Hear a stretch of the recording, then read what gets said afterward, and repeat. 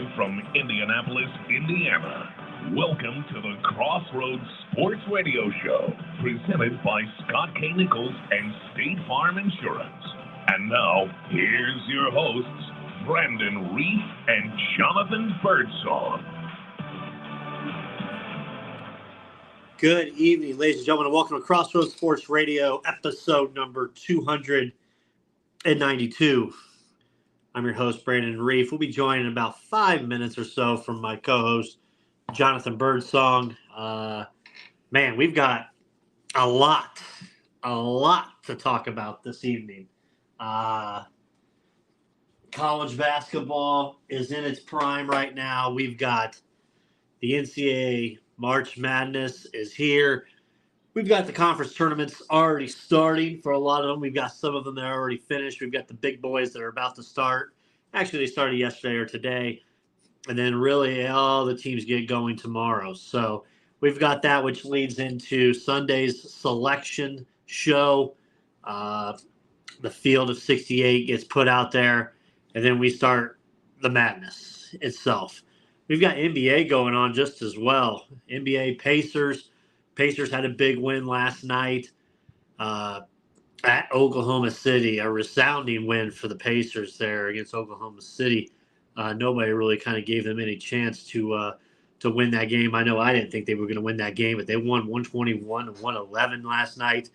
Miles Turner had 24 points. Shai Gilgeous, Shay, he had his 30 points.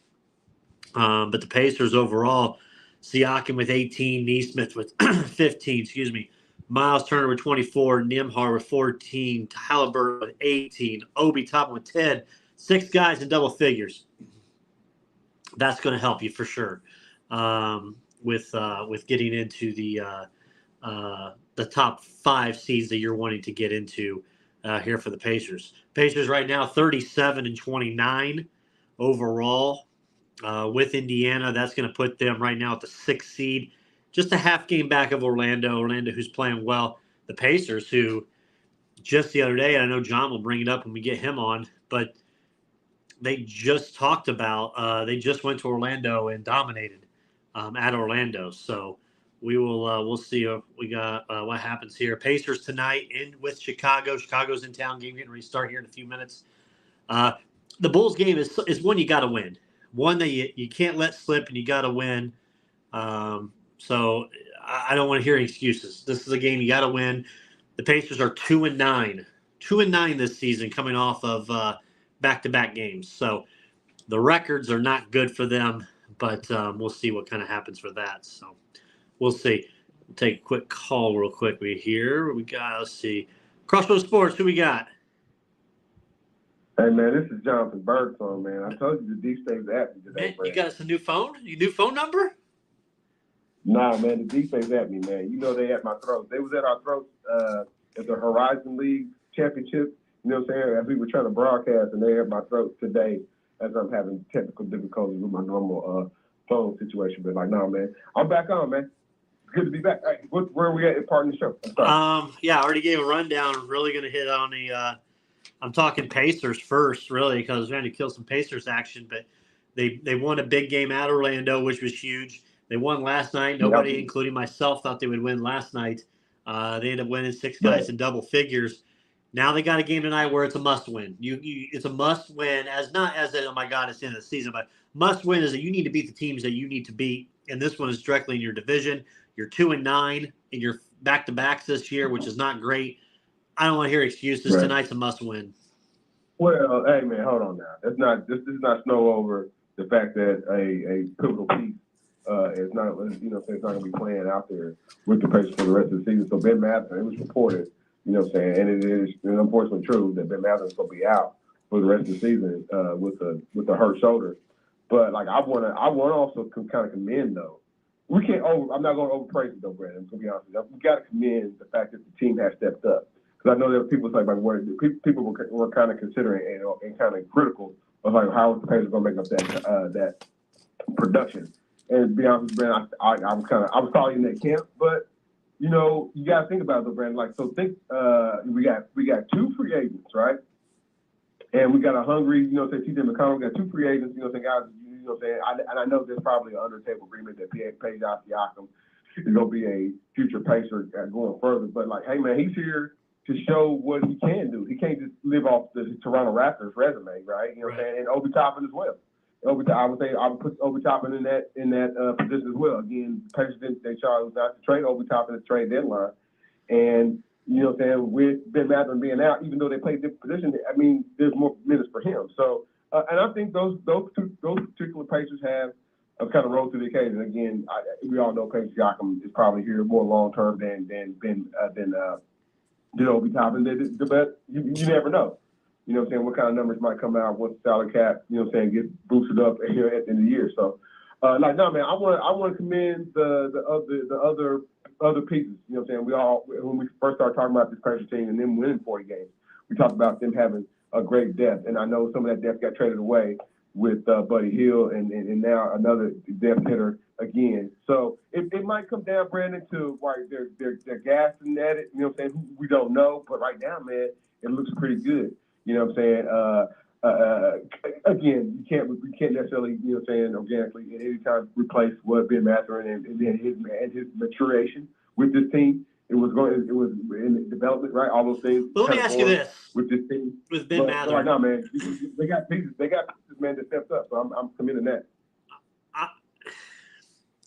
Ben Mathurin, and I'm not dogging him at all. I don't want that to seem like that's what I'm doing, because I'm not. I like Ben Mathurin. I like his moxie. I like the way he plays. But let me ask you this, John. This year was supposed to be the coming out party, if you remember right, for Ben Mathurin. This is the year we thought, okay, he's going to be a starter, and he's going to play a lot more with Tyrese Halliburton. And there were spots where he did start, but he went back to the bench and did a lot of coming off the bench. And his stats are actually worse this year for points per game, for steals, for assists.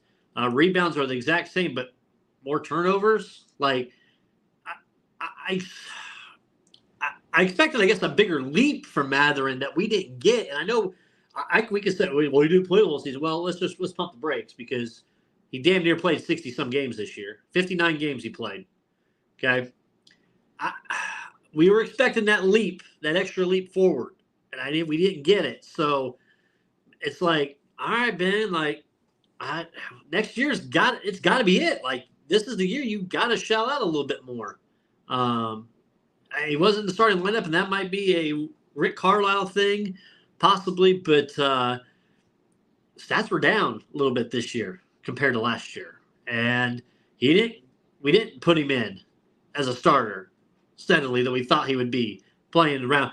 I mean, if he is the future, he needs to play as much as he can with Tyrese Halliburton, with Miles Turner, Pascal Siakam. And we didn't see it a lot. The only reason he did on some was because of other injuries. But we need to see it as a fresh five, and we have not seen that. And that's my only concern, if I have a concern going into next season, of what we need to see from him. Man, your concern level, you sound like he's real, like he's Jonathan Bender, though, man. No. I said no, but okay. So we're not on DEFCON 5. That's good. No. Brandon, I think, and it's not necessarily to blame, because I know we like to blame Coach Carlisle a lot. I think it's just he has to find the right gel of players at those at their guard and wing positions between him. I'm talking about from what he had at the beginning of the season. Right. Between Ben Mathurin, Buddy Hill, and my guy that you are hypercritical of now, that's in and out. I won't call him, not NORAD. I don't want, what's his name? I can't remember his name. That's on the tip of my tongue. But he's in and out of lineup. Backup point guard, shooting guard. Nembhard? But yeah, thank you, Nembhard. Thank you. I was gonna say NORAD, but like NORAD the coach, man, I'm sorry, man. Disrespect. But no, man. So like, I think Brandon, those are that's kind of where his numbers are at. If we look at, not to be overcritical, I bet Nembhard's numbers are a little, up and down, man. So With the injury though, Brandon, I think that kind of puts a black eye on this season. You know what I'm saying? I get what you're trying to say. You would rather him. You saying you like his edge, but the edge didn't say, hey man, Buddy Hield. It didn't necessarily force Buddy Hield into early. The Pacers actually thought about it. I mean, you know what I'm saying? The Pacers actually gave him Buddy Hield a contract when it should have been, hey man, we already know Buddy. We should know better. He's going to be here a part timer because we know Ben Mathurin is our future. So I don't know. I think Brandon, when you look at his talent, you know it is there. I think they're concerned about him being a consistent floor stretcher. So I don't have his numbers right now, his 3-point numbers right now. But again, when you think him, you don't necessarily think 3-point. You know what I'm saying? Efficiency, and then maybe that's kind of what they're kind of wanting him to rise on. But like, man, you know, I get where your criticism comes from. Okay. I don't really have too much other NBA wise. It just kind of NBA is kind of down a little bit. Not down, I'm sorry, but it's kind of not the focal point currently right now in March with everything else going on with the NFL and college basketball. So, but no, Pacers got one tonight. They need to win. I don't want any excuses tonight. I don't care if it's a back-to-back or not. You need this win. You need to stack up the next one as well because you take the Nets. Because the games that you win against teams that you didn't expect, Orlando, Thunder, both of them road games, you can't come home against the Bulls and Nets and you lose both of those. You absolutely cannot. So we'll see what happens here. Pacers won 3 of their last 4. The only one they lost is when Aaron Nesmith tried to do a Reggie Miller layup, and Tayshaun Prince / Anthony Edwards blocked the hell out of it. And so we'll see because they've got a good game. They've got Nets, Cavs, Pistons. If they win the next 4 games, Bulls, Nets, Cavs, Pistons, that's going to put them at 41 wins, John. That cashes my over bet of 39.5 wins. Well, 40.5 wins. So there you go. So we're almost there. We're almost there. Finish line. College basketball, John. Let's dive deep. College basketball. Let's talk. First, a special shout out. Thank you to the Horizon League who invited us. Well, yeah, we got credentialed for the Horizon League basketball tournament. John, me and you spent the last 2 nights together there at the Indiana Farmers Coliseum watching some great basketball games. And last night's championship game proved that it was a big crowd there. It was loud, energetic, and Oakland University, Sankey's team, advanced to the NCAA tournament. So shout out to Oakland. John, your thoughts on the Horizon League tournament that you saw. Give us some notes, your thoughts, and I'll kind of continue with you. Right, man. So the first night, man, I'm automatically speaking out, you know what I'm saying, the mascot. And if anybody thinks that's unprofessional, I do apologize. But it's just a Crossroads Sports thing. It's just a Jonathan Bursong thing. I'm sorry. But like, no, man, this is where, you know what I'm saying, the Horizon League is a collection of mid-majors. You know what I'm saying? If you don't know, it's a collection of mid-major universities that don't necessarily have a whole lot of resources on the football tip, and they're primary basketball schools. Guys are giving their all because this is a one-bid league, right? Very rarely does the Horizon League, ever since Butler left, right? If I recall, Brandon, you know what I'm saying? And even then, they were still a one team bid team, you know what I'm saying, tournament team. So yeah. So like it's kind of winning, you know what I'm saying? You play all these, you know what I'm saying, 28, 30 games in a season. And if you're good enough to get into, you know what I'm saying, into tournament, into conference, you know what I'm saying, conference play, there you are, man. The last 2 seasons we've been there because you know what I'm saying, the State Fairgrounds and State Fairgrounds host the Horizon League Championships, man. Last year I think we were kind of like timid, trying to figure our way out into the world around that, all that. But this year, man, we were kind of like right on the sidelines, you know what I'm saying, 10 toes down, 10 toes deep rather. But like, no, man, it was great, great action to see guys, you know what I'm saying, not necessarily pampered guys, you know what I'm saying, guys, you know what I'm saying, gritting it out and trying to win some basketball games, man. We saw some great shooting from Oakland University. Brandon got a new player that he's following. What's his name? Goki. What's his name? Goki. I don't want to. Yeah. He's from Wisconsin. Goki. He's from Wisconsin. I don't want to mess up his name, man. Dude, that dude's a Division III guy. He played like 4 seasons in Division III. They finally got him an opportunity. You know what I'm saying? As a graduate student, and he's made a whole lot of it. He made the most of it. How many threes did he have just last night? Like 5 or 6? Yeah, he had 5 last night. And, grad student coming on the team, and then obviously the Horizon Player of the Year. You got a nice photo with him. Yeah. The kid, man, let me tell you something. So, like, his dad, Townsend, the kid Townsend, his dad played for Oakland. I'm surprised the daggone announcer, we didn't get to talk like that. But I'm surprised the announcer didn't ask him, or ask his dad when he was up there taking pictures and whatnot with the trophy. But no, it was great seeing that kid. I don't know, NBA, that's what the automatic people ask me, Brandon, when they see an MVP of a Horizon League like that, what do you think about his talent? I don't know if it's NBA level or not. Could he play? Because I know some people look, kind of look down at this mid-major Horizon League as a step down type of basketball tournament league. I can't necessarily say that. The champs beat Xavier. They beat teams like Xavier. They played Ohio State. They played teams. You know what I'm saying? So, but like Townsend, like dude, he can play with anybody. You know what I'm saying? God loves the baseline play. Likes to mix it up down there. You know what I'm saying? I think I couldn't say I didn't really see him shoot a lot of outside shots. But he had a nice touch on his free throws, man, and he lived at the free throw. I felt like because he's a max level player. Max use player. Balls always touches his hands offensively. You know what I'm saying?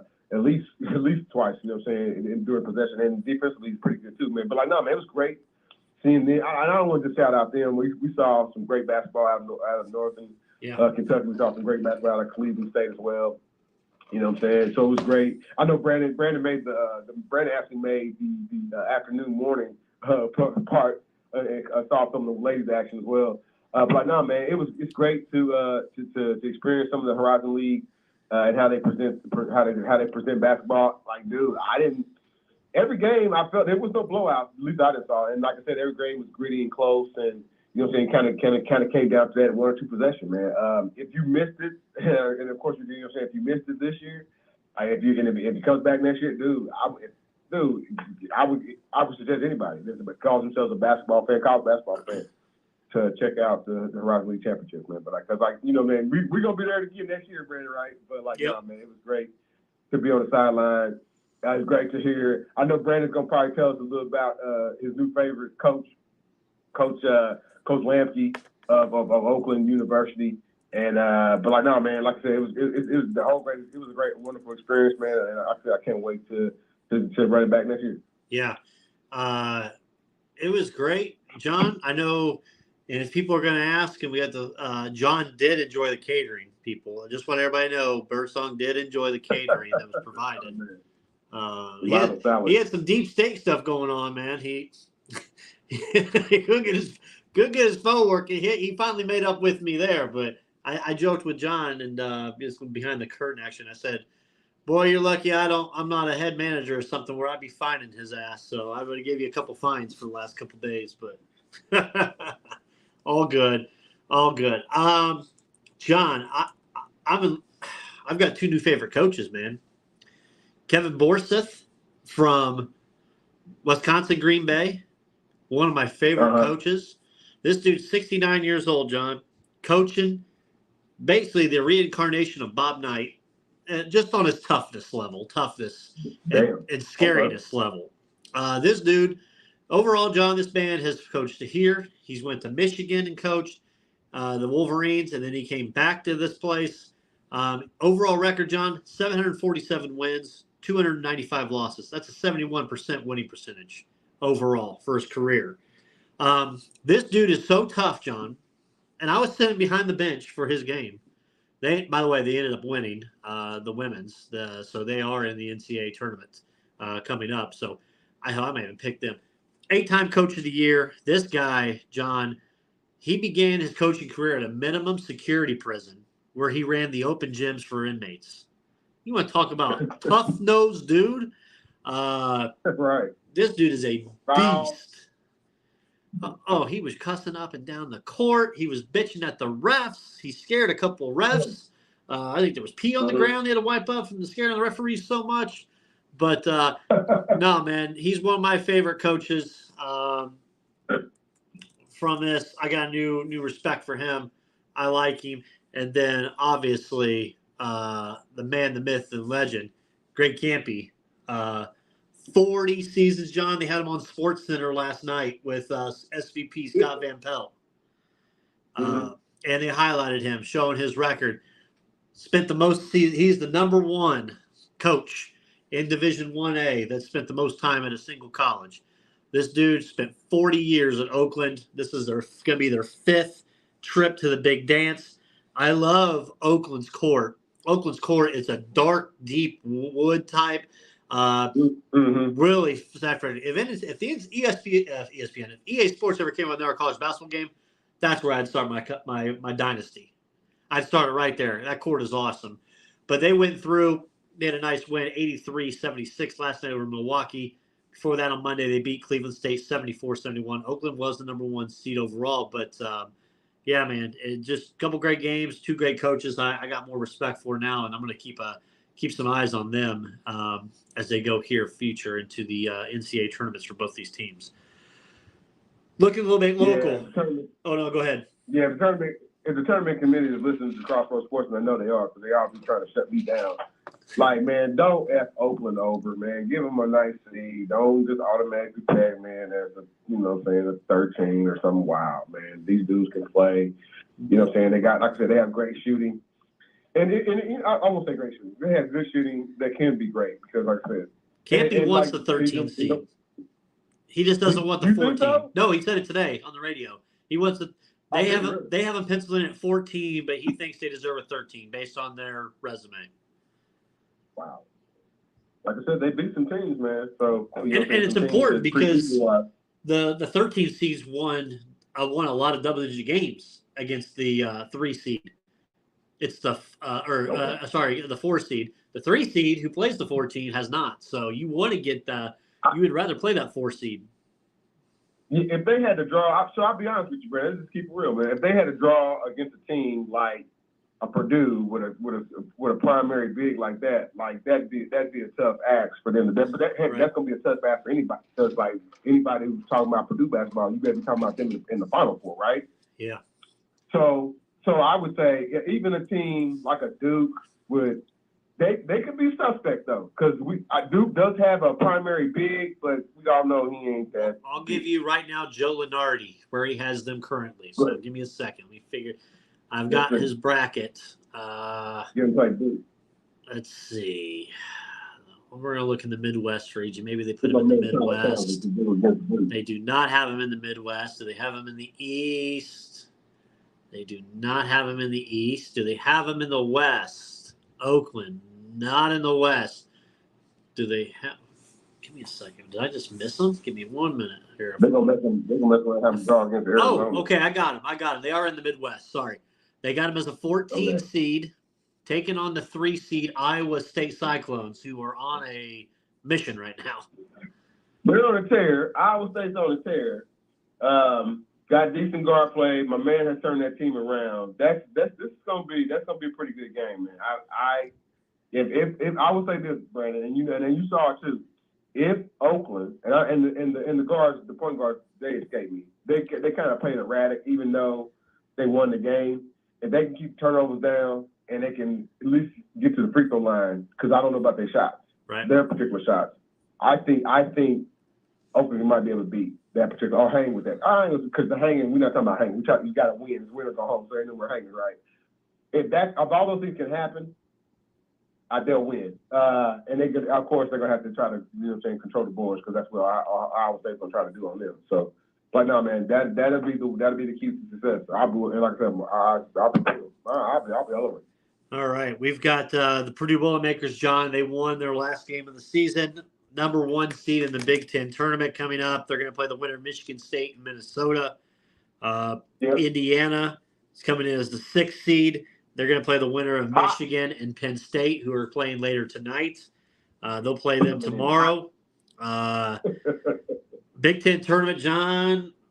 Ooh, and I told you last night,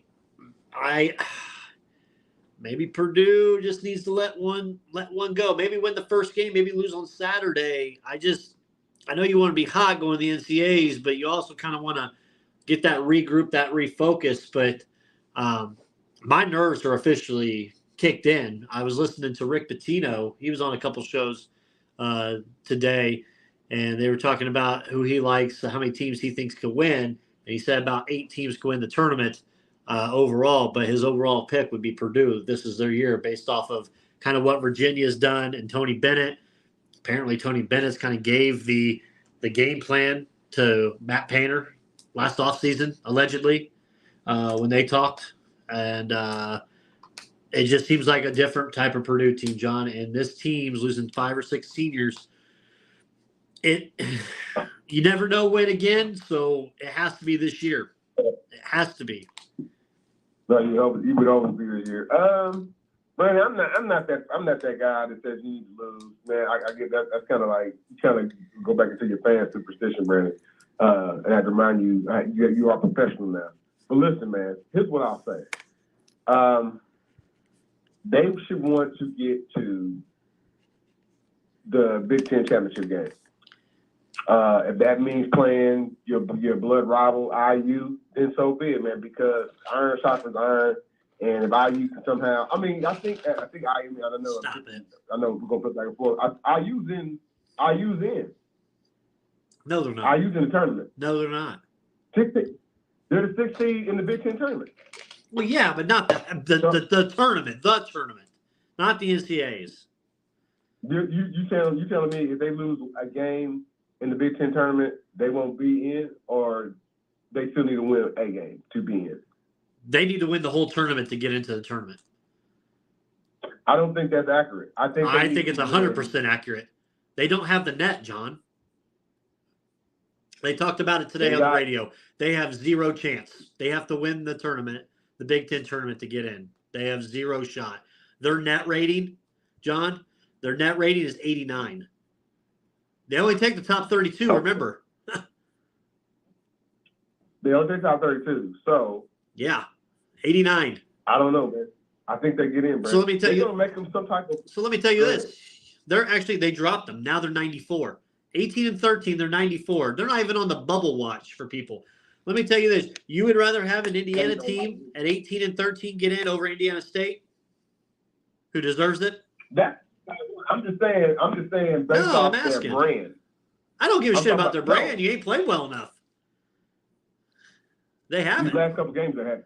Let me tell you the ones they haven't. You're 3-8 against quad ones. 3-8. Brandon, I get what you're saying. All those quad. Remember, man, we just got out of football season where they said everything, all those analytics that we all lose our minds about, don't mean a gosh darn thing because they do in basketball. Indiana brings viewership. Not with the NCAA tournament though, John. It does, but when you're shit. John, oh my goodness. Where's these games? Hold on, Brandon. Where's some of these games at? Are they at Cambridge or are they at Cambridge or not? Yeah, and they've got 2 local teams already in it. What? Besides Purdue, remember Indiana State is still waiting. I'm sorry, man. They local.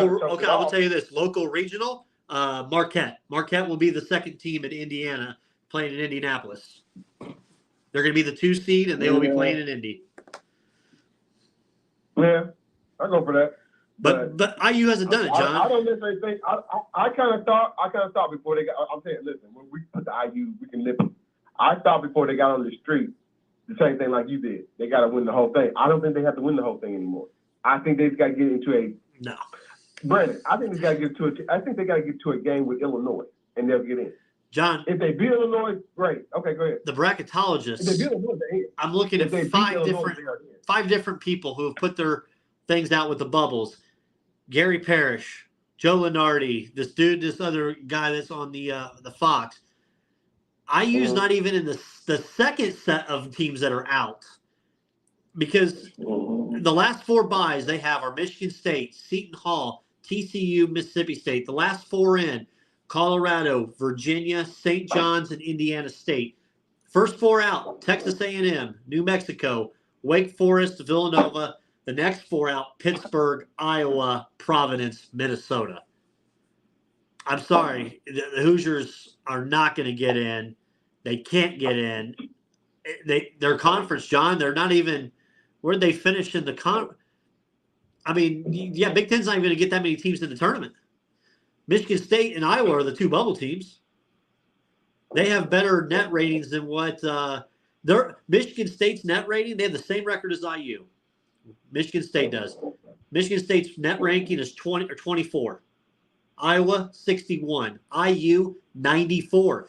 IU did not play the quality opponents that they needed to play this year.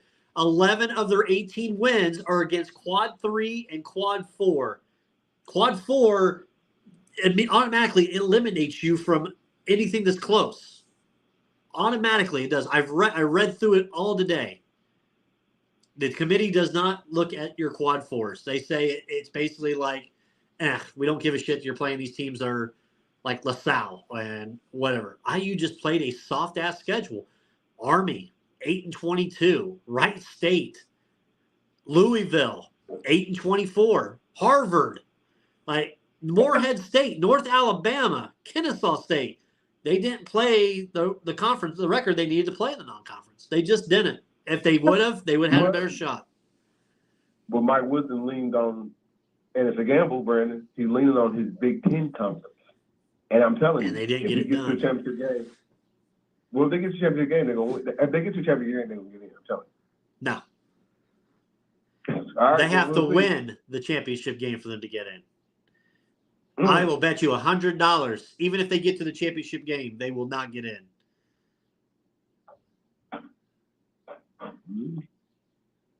They'll beat the ranked team. Not the top ones. You're allegedly, John. Allegedly, they can still get in there not playing ranked teams, right? I mean, they have to play. They play Michigan and Penn State. If Purdue loses, yeah. Then they have to play Nebraska. Mm-hmm. And then say Illinois loses to Wisconsin or whoever. You know? So I don't know, man. I said they got to keep winning. I will say that. They got to Well, yeah, they got to win the whole thing for it. I've talked to several even IU people. They've got to win the whole tournament. Osterman even said it, which take that for a grain of salt as the IU beat writer, but they've got to win the whole damn thing to get in. And their net rating of a 94 shows that there's 60 some other teams that deserve to get in before they do. So you telling me, this is what all right, we're going to shift a little gears here one time. So you telling me IU might have an NIT bid to play in Hinkle? Yes. All right. They've done it before. A post? They've played. I know they've done NIT preseason. I don't remember them. Shame on me, man. It's Crossroads Sports. Shame on Jonathan Birdsong. I remember postseason NIT. Yep. While we're talking, I'm bringing it up right now. Give me a second. Indiana. This is like you have the apologists to call in on for well, not for the Pacers because they did no apologies there, but for IU. Let's see. That's okay. NIT. They were in the NIT in 2019, 2017, 2005. They lost to Wichita State in 2019. Archie Miller. Yep. But don't worry, they beat St. Francis and then Arkansas the first two games. 2017, they lost to Georgia Tech, and in 2005, they lost to Vanderbilt.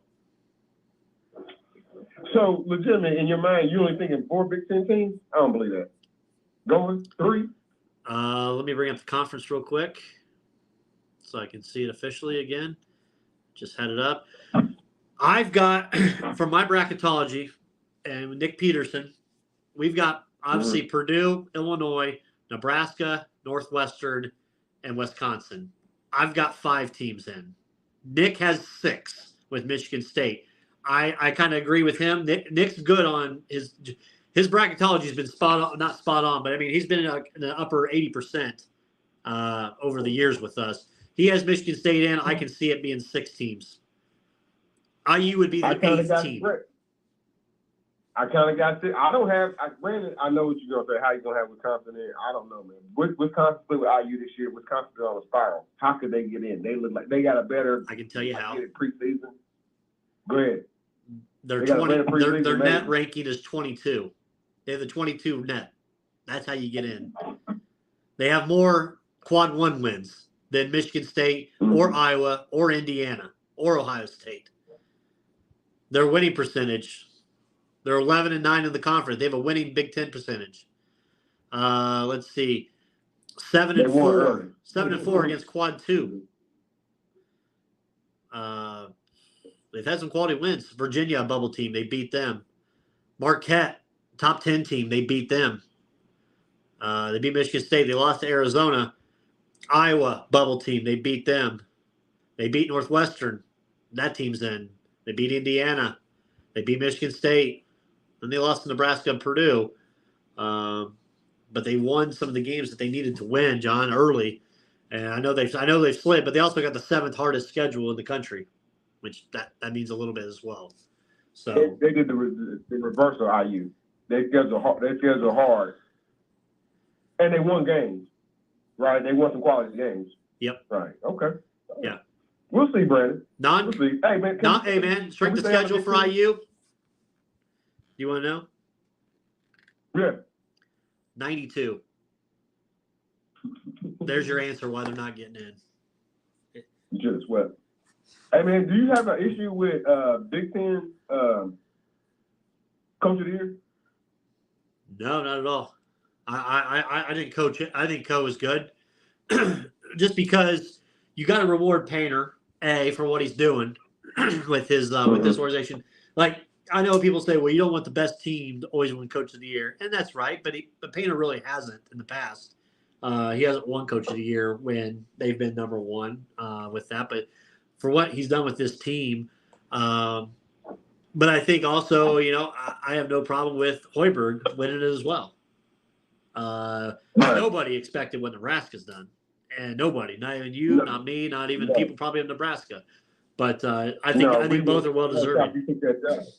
Right. I was shocked that he took that job. We all knew he shouldn't have never left Iowa State to come to the NBA because the NBA had changed, from the voice that he wanted to use, from a coach standpoint, and he made his way back to college ranks. Nebraska, we kind of thought was purgatory, right? From a basketball standpoint, we definitely think about it in football terms, right? But no, man, I wanted to shout out. You know what, Brandon? I just think, man, coaches like Fred Hoiberg is kind of fly. I mean, why don't not to disparage Nebraska, but why doesn't a bigger time university, a blue blood, like come a calling?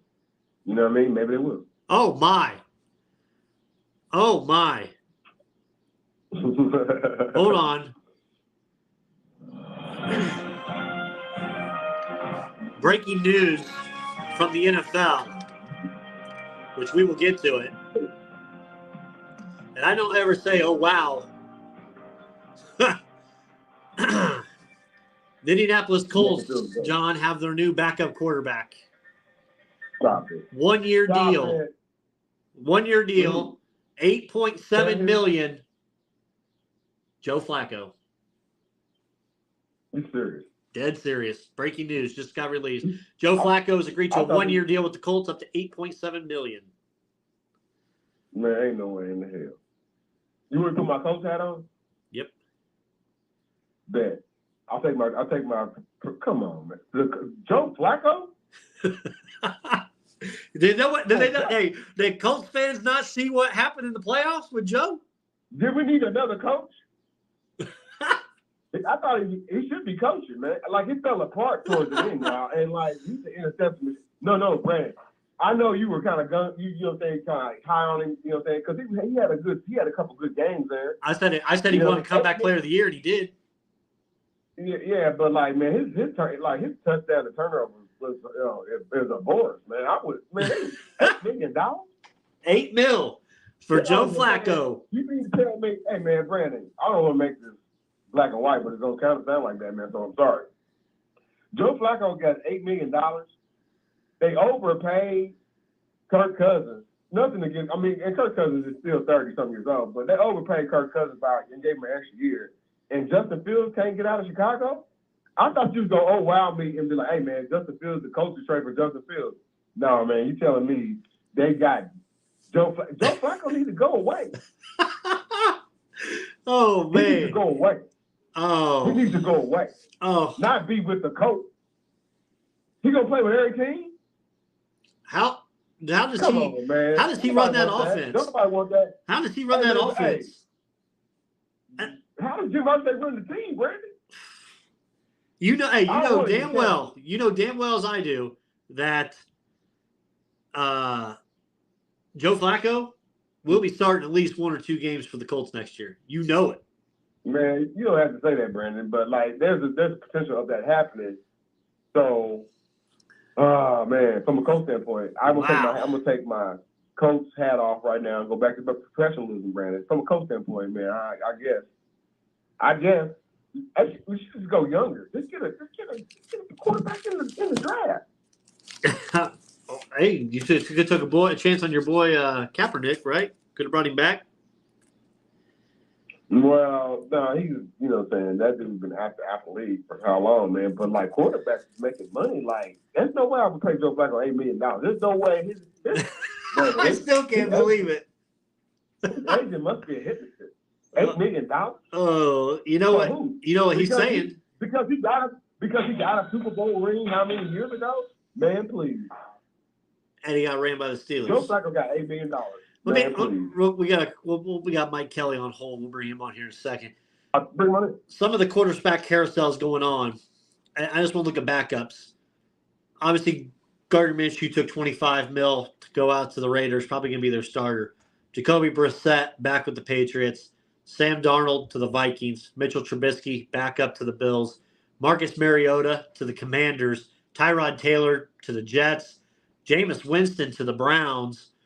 Mason Rudolph today to the Titans, John. Joe Flacco to the Colts.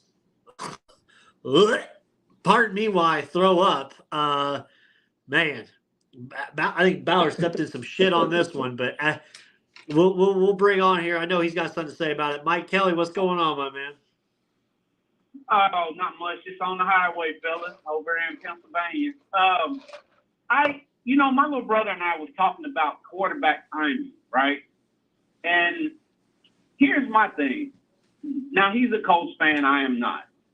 So he was defending all the different, but this addition right here, even though he's a backup, what are you trying to do? Because the timing, like that's not even, at least with what they had before, you could kind of, okay, this will take over from, when the other guy got hurt with Gardner Minshew. But with Flacco, I agree with the falling apart. It's just, what do you guys think? Honestly, and I know I probably jumped the gun a little bit. You probably was getting ready to tap, but I just don't understand what are you really trying to do? You just want to get a body in there? I'm like what John said. You could have got somebody.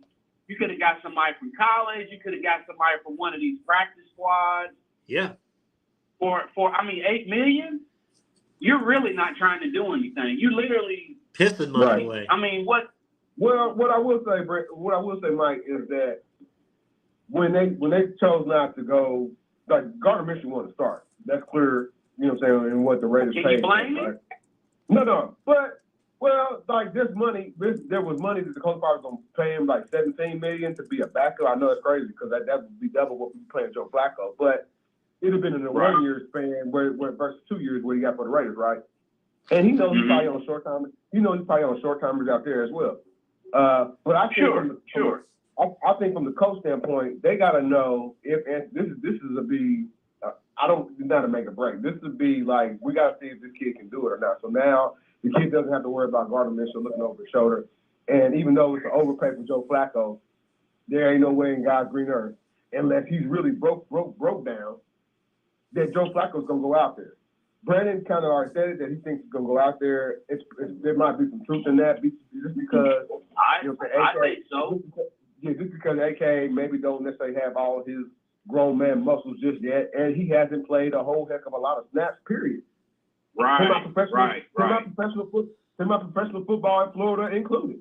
You know what I'm saying? You have to have the reps. You got to have the reps, all those things. But from what they've seen in his recovery time, and he's out there, you know what I'm saying, swinging golf clubs and whatnot, it seems like everything's a go. What that means right now, you know what I'm saying, doesn't necessarily mean when you got pass rushers coming at you. You know what I'm saying? But if he can be durable enough to, for me, it's just frustrating because you have to see it, y'all.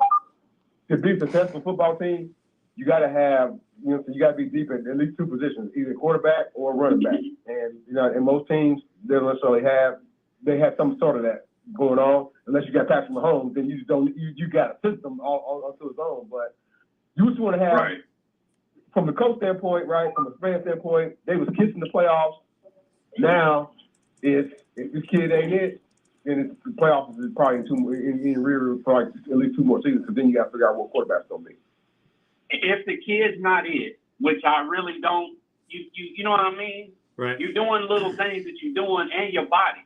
You know what I mean? Let's just say that. That's the elephant in the room. You go and get somebody, you overpay them. So now what are you going to do? Because the offensive line, their offensive line is their offensive line. It's the same. Yep. You know what I'm saying? It's like you keep getting hit. I mean, that's you got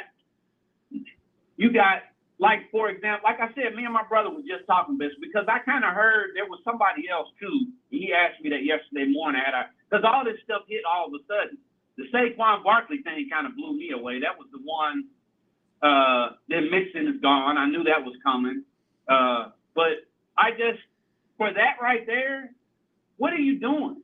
Like what are you is it, I mean, you gambling, but you ain't gambling to win. It's almost like you gambling 51-49 or 53-47. You know what I mean? You're not.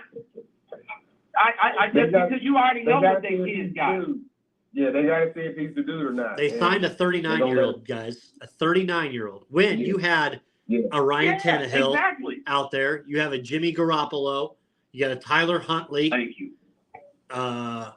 I mean, you have all these guys. 7, 8 years younger, damn near 10 years younger. That's right. I mean, fuck Garoppolo. What they do with Garoppolo blows my mind anyway. Cutting him off. It's probably a good thing Garoppolo ain't here. We'd probably lose our wives or girlfriends if he came into this town. Jimmy G'd steal them. So it's probably a good thing he didn't come. But no, I figured he'd be a great pick for the Colts to have as a backup. He's serviceable. He can come in there when you need him to. 2-3 games, maybe, but you go with a 39-year-old, $8 million. You said, well, shit, we got to spend some money. Let's just throw some at this guy. I mean, damn, if we worry about that much, let's give it to the United Way or something. That to me is sending the wrong message to your team. I've always said this. I might have said this to one of you guys or both of you guys. In order to have a winning attitude, everybody has to buy in, from the owner to the equipment person to the mascot. All winning franchises have that same damn formula. So when you're doing what you're doing, I've always said the same thing. The Colts ain't gonna win nothing else until Irsay something with the team. It's the same thing with the Pacers. You can't use the excuse of small market. That's washed. You know what I mean? Everybody's getting money. Amazon's in on it now, so you can't say you don't have the money. Right. You're just throwing money. You're throwing good money after bad. Mm-hmm. Yeah. That to me just doesn't. I just like I said, I was like, you see what I posted? Oh shit. Yeah. I was like, man, you said, oh wow. I was like, I did not expect to see that. Well, Mike Kelly, your Bengals is cutting people left and right. Man. Yeah, I was shocked to see Mixon get cut. It was. I don't want to use the word frailty. I don't know what other. That's the first word came to my mind. That's what my brother and I was talking about yesterday. But you trying to move. You trying to. We had time to do it because here's the thing. When I need you to do something, then they double chase. And then that puts pressure on him. That's not, you know what I mean? Your receiving core you got to spread it around, even though it looks, because it's starting to get predictable. Yeah, let me give you. Our line ain't the greatest. But hell, look what it's done to Joe. Let me give you a Colts update. What are you gonna say? There's a little bit more that came out with the Colts. Joe Flacco's 1-year deal with the Colts. It's actually $4.5 million fully guaranteed, with $3.7 million in incentives, with playing time, wins, playoffs, and playoff wins, equaling $8.2 million total per league source. What about the being on the roster? You know they do that shit too. What is that included with the incentives? It doesn't. You know how they got that? Yeah, roster it doesn't say, but the 4.5 makes a little more sense than the 8. You know, a little bit, even though he's still 39 years old. But knowing them, dude. Hell, when they got Phillip Rivers, I couldn't believe it. Yeah. You just love getting these guys, and then the whole offensive line let them down, and they knock their asses up in the booth. Hasselbeck, I don't know, I don't get it. But there's a lot of people that are apparently happy with this that I'm seeing. They're saying, he can learn behind Richardson. What, or he can teach Richardson. I don't want him to teach him anything. How you gonna learn? And you come from a different. No, you can't. It's a whole different type of quarterback. What? That's what I was getting ready to say. From the drop step to the quick release, it's different. So how are you gonna show me something? At least get the Pro Bowler Huntley. He has similar skill set. Yeah. Right. I don't know, Bells. Brandon, how your Steelers gonna be with what's the name? Let Russ cook, baby. Let Russ cook. I like the fact they traded Deontay. They traded Deontay Johnson yesterday. I was happy with that. I was hoping they were going to get Calvin Ridley, but it looks like he went to Tennessee today. Now it's word that they're trying to make some noise. Yeah, there's word that Pittsburgh right now is talking to free agent friend of your program, Tyler Boyd, and then also they may be talking a trade for possibly T. Higgins from Cincy. From Cincy, yeah. So if we can get that, we can do it. It's that time. How long has that core been together? 4 years? Yeah. 5? So it's time.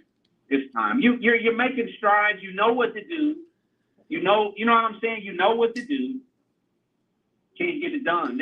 You know what I mean? At the 5-year mark, you know what to do. Right. Yeah, Mike, I'm not. Because the NFC's turning into a monster.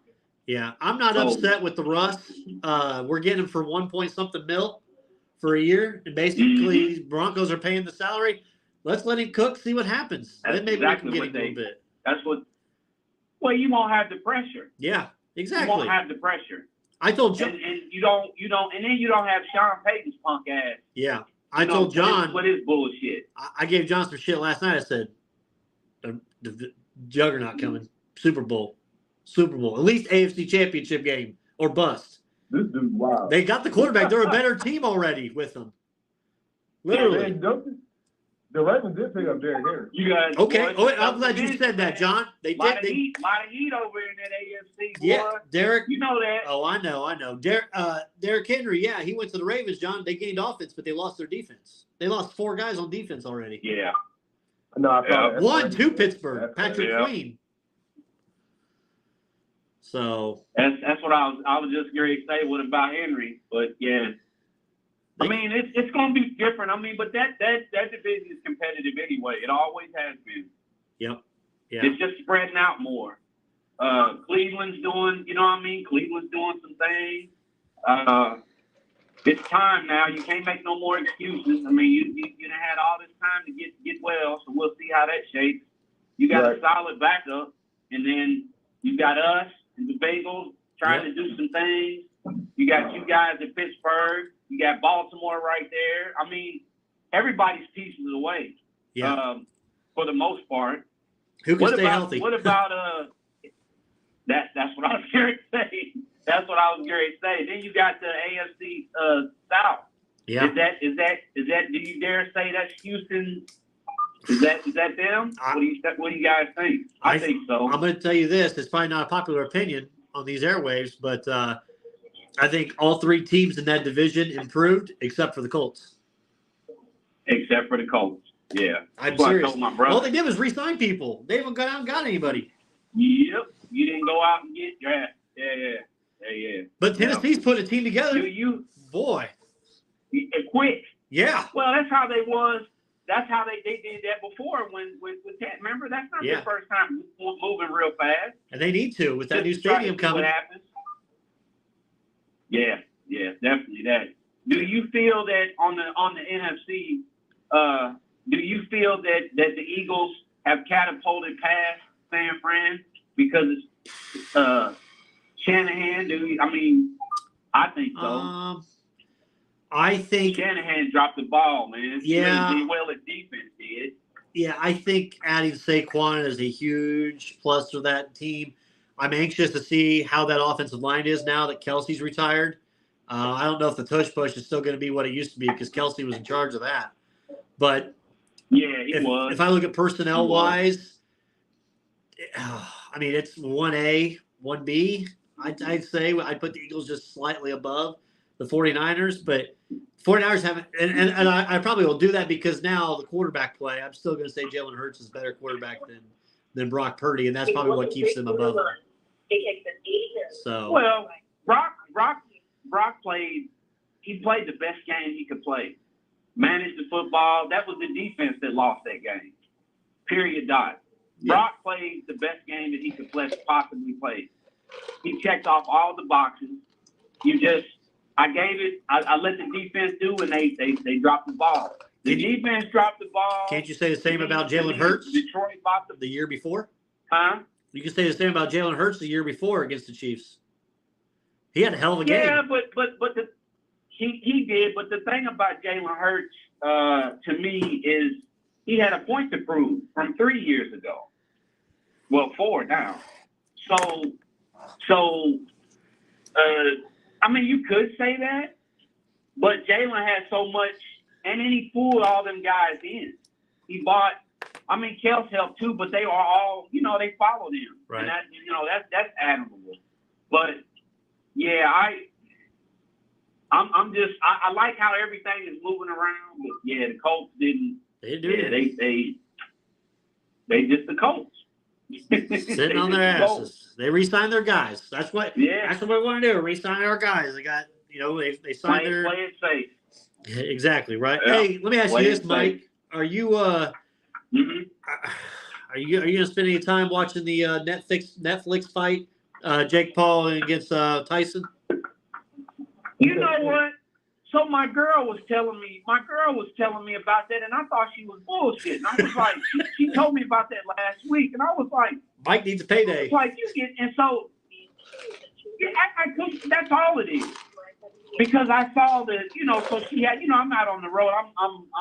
I'm out all week.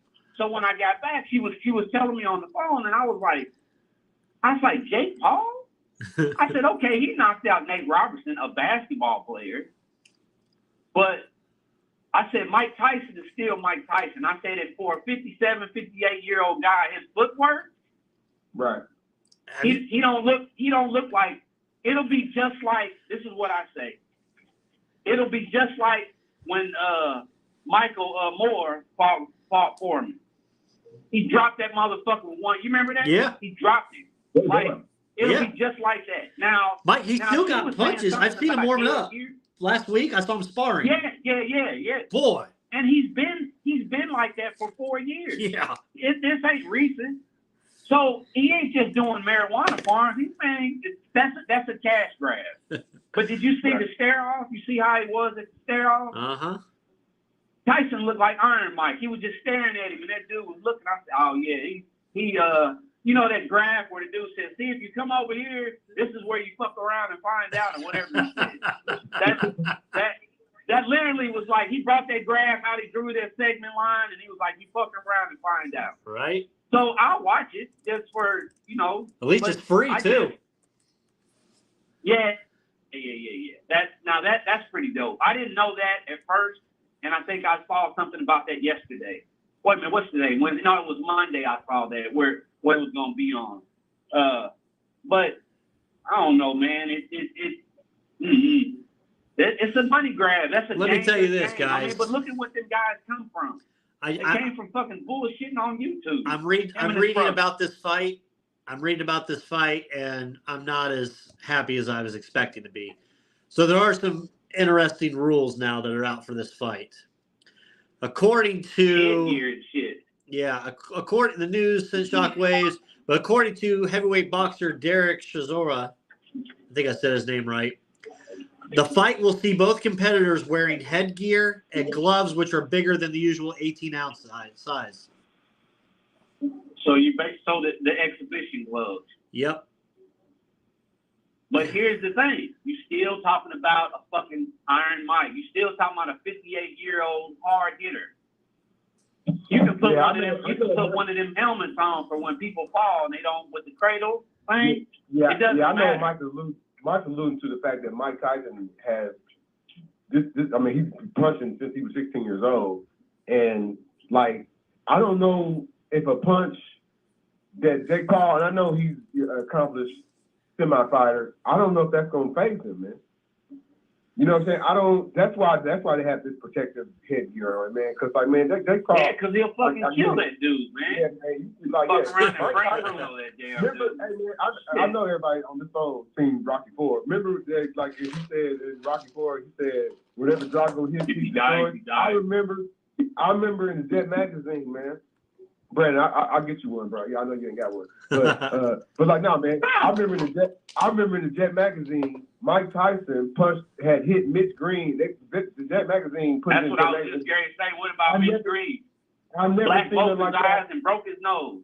I never seen that. Like, I was like, why would he try to challenge Mike Tyson? And who knows what happened? Some old street level stuff. But like, man, he hit him with his bare fist, man, and rearranged the dude's whole face. The odds are that's what Jake Paul dealing with. The odds have Jake Paul at minus 360 and Tyson at plus 300. Oh my gosh. They got to do that to draw it in, man. You guys are. That's your. You know what I mean? You know how the game goes. Oh yeah. I mean, it's gonna be that bullshit fight. You know, it's gonna go to some dumbass unanimous decision thing that they're gonna give it to Paul, and Tyson's gonna bend the knee, which he shouldn't.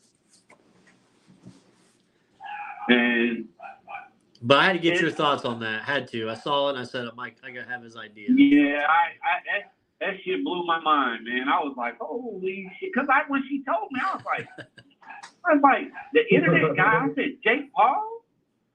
I was like, no. I said, you probably heard it wrong. And she pulled it up, sent it to me. I said, oh, shit. I said, well, like you said, Brandon, and she told me about the head. She was like, I said, oh, they going to pull all kinds of shit. I said, because if he hits that guy, he's going to kill him. Yeah. That's like that's watching a WWF match and not back in the day, The Rock versus Stone Cold, not expecting some interference to come in. Hey, rest in peace to Virgil, man. I thought about you guys when I shared that on Facebook. Yeah. I heard that was interesting story about Virgil from really from there was a wrestler. They were talking about his death, and then they said Virgil was, I don't even know if I want to say it on this show. He has a skill that he could do to himself. Oh wow! Yeah, and apparently he was flaunting it in the locker rorum. Oh my goodness, I'm good on that. Oh wow! I'll leave it at that. That's some wide rule. That, you know how you didn't say read between the lines? Yeah. Yeah, that was some wide rule. That definitely was a college rule of paper. But yeah, man, that sucks for to see him pass. I know he was having health issues, and man, that's another thing. Yeah, a lot of these wrestlers don't have like benefits and stuff, man. He had GoFundMe's for things. Well, look at what they've done to their body. Oh yeah. With the juice. So, you know, I mean, everybody can't be, you know what I mean? Like once you get off of it, you know what I mean? And that's when they're pumping you up with it. And then when you got to live a life, I mean, everybody doesn't have the tenacity of some of the other guys and ladies. So, I mean, we're seeing them, but most of the ones we grew up on in WWF are gone. Yeah. Mm-hmm. You know, I seen a Ricky the Dragon Steamboat with, I think I shared that. he's pretty gray, but I mean, fuck, he was fighting in the 80s. Things is retired. Yeah. Sting's old ass. Yeah. What did you think of that, John? Did you watch this fight? Did you see highlights? Man, I watched the highlights, man. Things out there. I mean, he's out there with his sons. His sons did a little cosplay. They dress up like different. That's why I was going to say with it. Yeah. I mean, Brandon and Mike, it's not still. He should always. I get it. He wanted to retire as a Turner Network broadcasting person. You know what I'm saying? And we're working in TNT and working TBS. That's what him and Ric Flair, kind of Dusty Rhodes, kind of synonymous. That's kind of how they look at AEW. The AEW, I'm going to say it again, AEW ain't WCW. That's a clown show. You know what I'm saying? But yeah. I watched it a couple times just to see. They gave him, I mean, but Tony Khan wrote out a, you know what I'm saying, big dollar for Sting. He brought in his sons. You know what I'm saying? Darby brought in Ric Flair. Hell, Ric Flair thought about doing a swerve, like one more move. Like, dude, Ric Flair trying to prolong his thing. Like, dude, if you swerve Sting, they're going to keep you and Sting around for another year, dude. They ain't got time for that. But, like, nah, man. He brought in, you know what I'm saying? He paid top dollar for, you know what I'm saying, for Sting to go out on top, man. And, you know what I'm saying? It was kind of cool match or whatever. But, like, the Young Bucks, good night. I saw Darby go through, like, some glass and stuff. I thought that was pretty cool.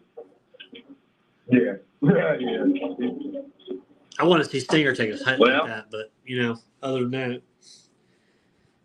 Mike Kelly, you're so what else? We ready to pack in the Celtics? We're gonna pack the Celtics in as champs.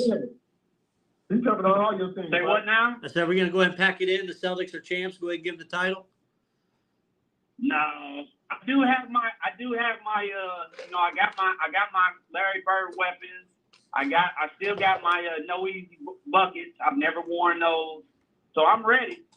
I mean, Cigar is ready. I'm ready because they're tied. I need that over that 17 because the Lakers ain't going to win nothing else. Oh, right. They're not. So they. John said they are next year with Bronny. I never said that. Anyway, I think his brother's better than him. Probably. You know, that whole thing. Whole thing is just. You know, the one thing about LeBron. If I was younger, I wouldn't know no better. You know what I'm saying? But I'm old enough. I'm in my 50s, right? So I'm old enough to remember 80s, 90s, 2000, 2010. You know, so whenever I try to be subjective and I'm like, okay, you know, this is a different time. LeBron does some shit or he says something. I'm like, so.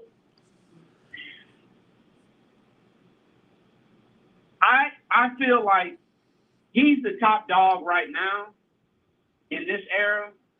But now when he said that thing on Twitter about, you know, let's leave my son alone, I was like, motherfucker, you're the one who did it.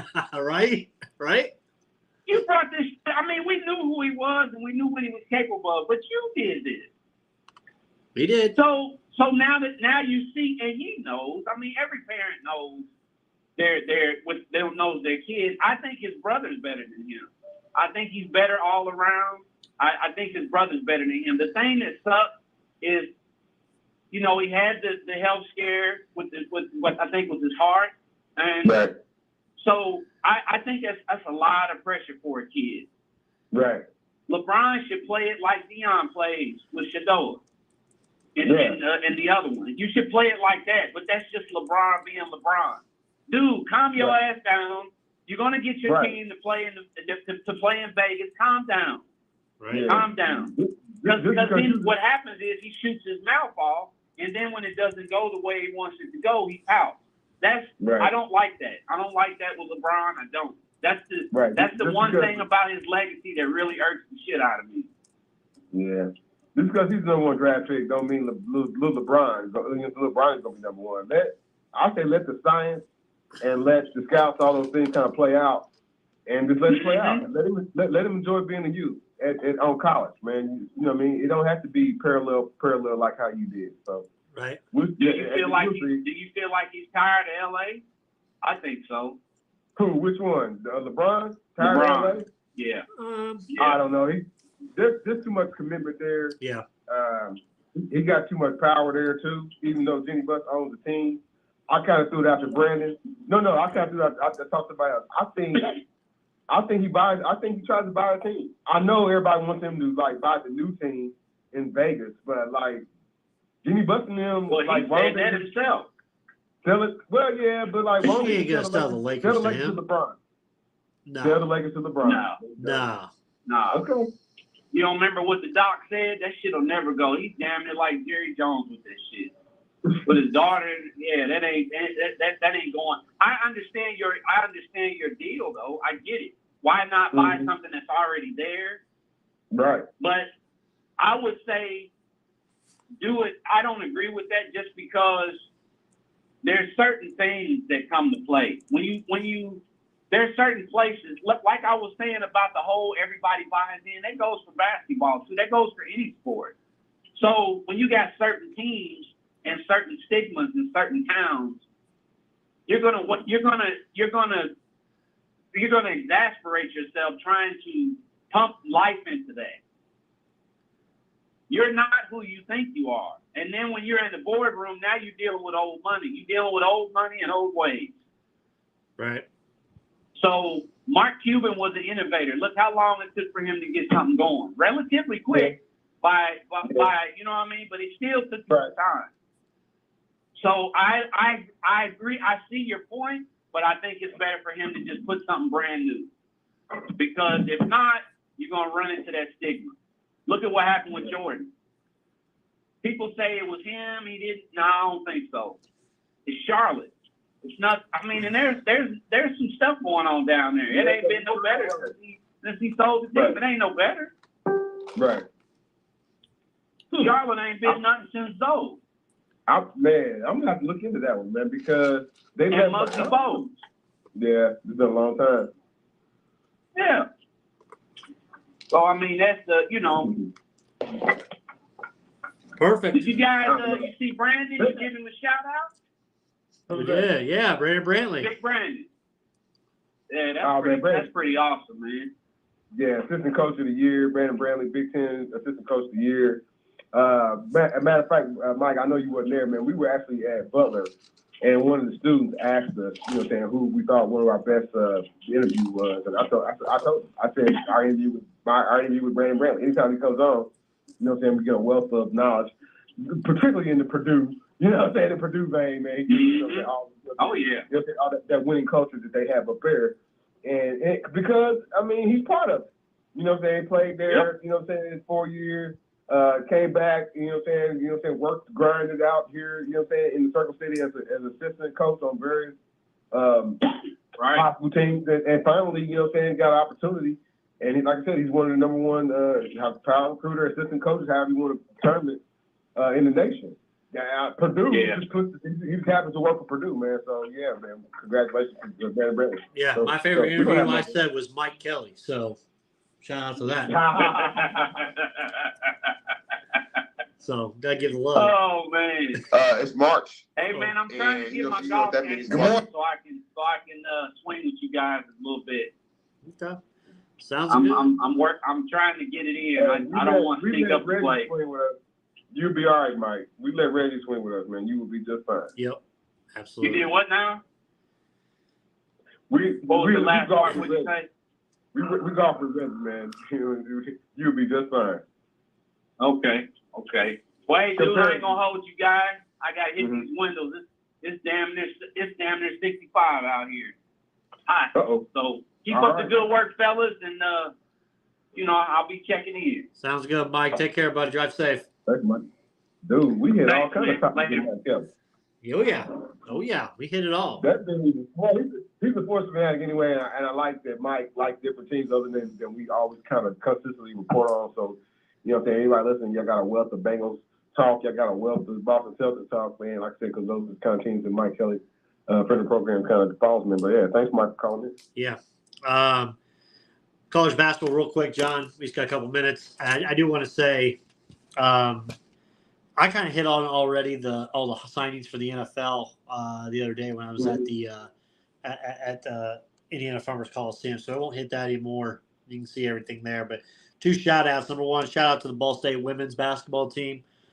They won today, 77-53 over Ohio, so they advanced to take on the Kent State Northern Illinois winner on Friday. So shout-out to them. There you go. I had a great interaction.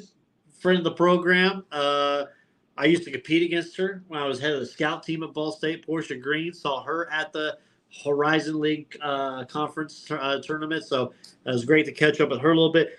My last topic before I go, John, I want to talk with you. Mike Woodson, we talked about IU already, how they beat Michigan State, whatever. This smug son of a gun, I about used other words, in the post-game said, John, I want to thank you, the fans, for being the true, and I am being true fans, and I am the coach here. Understand that. There shouldn't be anything else floating around my job. I've done my job. What? Excuse me? You've done your job? You feel a little hey, man, I told you, a winning streak can make you feel a little too cocky on it. Something like that. Just take the winning streak as like, hey, man, we were working harder. I would have answered a little bit different. We were working hard. I know the expectations of our team, and this being Indiana. Brandon, I'm gonna send in my credentials, my resume, to become Mike Wilson's speechwriter. At least I'll be employed for a year, right? But nah, man. He listens to the media, bro. Stop. You play this media game. As soon as he kind of like chimed and started, noticed that the media was like kind of paying attention to everything that he did, and he started making snarky comments, even to like the media that kind of likes him. Like, dude, don't play this. It's an Indiana. This is Indiana media, so it ain't even like hardcore. But winning to cure everything, Brandon. But like, he should not. He should tone down the. That snap back at the media. Only Popovich can do that because he's got 5 championships. You barely got a 3-game winning streak. Right. I don't want to get into it. I'll at least give you a comment that I just saw on our Facebook page with the Joe Flacco news. D-Cot said, "Great get." Right. I'll leave it at that because I don't want to get. He's going to call D-Cot. We'll have to get you on next week's show. But John, anything else you have, my man? We got March Madness. We may do Monday night a selection show. Monday night to go through the bracket. You good for that? I should be good for Monday or anything. Yeah, Monday for sure. Sunday I can't do anything Sunday. Yeah. I got to work Sunday, and then I'm going to basically be driving home as the bracket's going out. So I'll be able to just listen to it. But that'll give us Sunday night and a little bit of Monday to go in to kind of break through the brackets and all that. So we'll do a bracket show Monday night. I'll get it set up on here for everybody. Put it on your calendars. Brackets are coming out. John, we are, what's today? Today's the 13th. We are 5 days away. So we're doing a bracket show on Monday night, which is fitting because that will be the 7-year anniversary of Crossroads Sports on Monday. And our very first show for Crossroads Sports actually was a bracketology show when the brackets came out back in 2017. So it's fitting we do a bracket show on the 7th anniversary for it. So looking forward to that. Will be, and also the new season will start that night, or not that night, but that Wednesday. Season 8 of Crossroads Sports. Mm-hmm. So a lot coming down the pike. Can't wait. And we can't do it without you guys. We can't do it without our sponsors, Scott K. Nichols, State Farm Insurance, Mavericks Custom Motorsports. Without you guys, we would not be able to do what we do. If you're listening to this for the first time and you want to hop on board, you want to sponsor, we've got spots. We've got opportunities. We've got openings. We've got new things that me and John are going to do in Season 8 that are going to blow people's mind. We got a lot more video content coming out. We've got a lot more 1 Minute Man that I'm going to be having coming out. We love to have some sponsors for those segments as well. So somebody, send them our way. Send them this there. Please, another thing, and we don't do it enough on here, please like, please subscribe, please share. Share the Facebook feed of this podcast. Share the actual podcast itself from Google or from iTunes, Apple, from the YouTube. Share. Get the likes. That's how we get more of an audience. That's where we get more stuff that comes in, and we can do more for our audience. We're going to do live shows. more live shows at local establishments here on season 8. That's what we're going to be looking to get to. But we can't do that without you. We can't do that with our sponsors, and we can't do that without more sponsors. So please, reach out to us, and we'll see what we can do. John, I know I'll let you kind of finish up. I did my soapbox there, but I'll let you finish up. And I'd like for you, if you want to talk real quick and put in your final spiel, our interactions we had at Butler last week when we went. Because we've had a lot go on this past week, but we did go to Butler University on Thursday. Oh, man, it's just always good to talk to. So we went to Butler and talked to professional boys, reading, writing, reporting class. It's always good to communicate with with the future, journalists and multimedia reporters. They're going to be out there covering sports and covering pretty much anything, But particularly that particular class is a sports coverage class. But, man, it's always good to talk to them, share Crossroads sports stories, share some of their experiences. Because we met some new guys, the homie Sterling from the Butler Dogcast kind of follows us and whatnot right now, kind of offers some of his services as well on the show. I also got a chance to meet up with the homie Eva Holman, who's actually the host of the Butler Dogcast YouTube show. It was good connecting with her. She's always busy. Heck, she's actually interning right now for the Indy Fuel, and doing broadcasts for them as well, man. And who we had on the show about 3 weeks ago, man. So, she'll be back. She'll probably be back out here because she's always down to talk sports or whatnot. But man, for it being Fuel Butler, man, she's always down to talk sports or not. But it was great. It's always good to kind of go to Butler and to talk to those inspire. I get inspired, Brandon, and like I said, hopefully, it's a two-way street. Outside of that, though, Brandon, man, this has been an incredible little week that we've had. Oh. And like Brandon said, it's going to be even more stuff to kind of, I like to tell everything, but I'm not. But it's going to be more stuff kind of comes down the pipeline. So everybody, be looking for that. Thanks to our sponsors, Scott K. Nichols, State Farm Insurance. Thanks to our sponsors, Madison Custom Motorsports. Thanks to Mike Kelly for calling in. He gave us a bunch of content, man. We went down from NBA and everything else with him, NBA, NFL with him as well, man. So thanks for him calling in. Thanks for everybody. I've seen some folks kind of chime in on Facebook Live. I want to say thank you for chiming in on that as well, man. Crossroads Sports. Brandon Reed, Jonathan Birdsong, man. We were going to be back here doing it bigger and better every next week, man. Check out episode 293. Until then, thanks for listening. The brackets are out on Sunday night. Get your brackets ready. Thanks for listening to the